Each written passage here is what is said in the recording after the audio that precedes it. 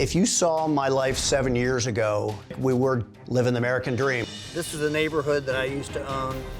A pretty good-sized house. We had the pool, we had the cars. I was making a very lucrative salary. The future was very bright. I've fallen on hard times since that time. I miss it a lot. Coming back today is hard. And just have not been able to get back up.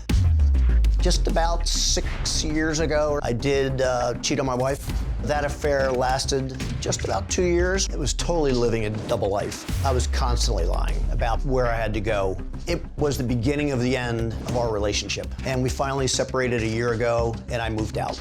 I lost my big job, and I lost the big house in the fall about 2 years ago. My life right now is scattered. I was evicted from my apartment about 2 weeks ago. My ex-wife, Joanne, has allowed me to stay in her home until I can find an apartment that will do. I had to ask my daughters to help me. I did not have money to come in to even cover my rent, so I reached out to them. I was desperate to make ends meet. I don't believe I ever lied to them about money or the need for it. I feel like I have screwed up. In their eyes, I'm trying so hard to get my family to believe in me again. Well, Bob admits to some very elaborate deceptions on his dating profile. About a year ago, I got on a dating website. I had to create a profile. The profile said a couple things that were just absolutely false. They were lies. One was that I was an attorney. I am not an attorney. That I was divorced, which was a lie. That I have my private pilot license. I don't have that. I even went as far as putting a picture of my plane that I said was mine in my profile. So it looked like, wow, this is a guy that I would want to go out with. I probably had a dozen or so dates. Several of the women asked about the plane and showed quite an interest in flying, which I'd lie about that. When I went on the dates, I had to be the guy from the website. Sherry, I met from the dating website. We hit it off immediately. She absolutely believed I was an attorney. Well, the lies just continued to get worse, and I couldn't even remember them. And then they came up from her, well, where's the Christmas party gonna be? How am I gonna overcome that one? She reached out to one of my daughters and asked them flat out, is your dad an attorney? Does your dad have a plane? No, no, no, no, no. And then she confronted me. The relationship ended immediately.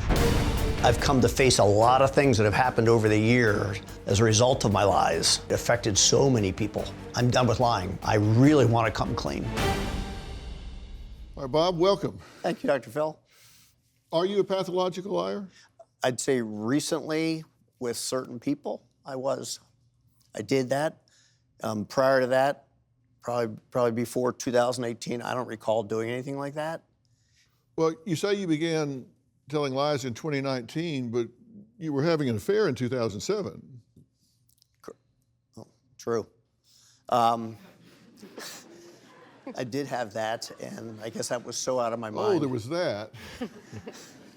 That was a 2-year lie. Yes, sir. And there were a lot of lies involved in that. And then now you put up this dating profile, which was a complete fiction.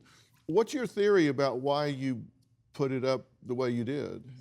In about 2017, 2018, they changed the medication that I was taking because I got labeled at that point as being bipolar hypomania.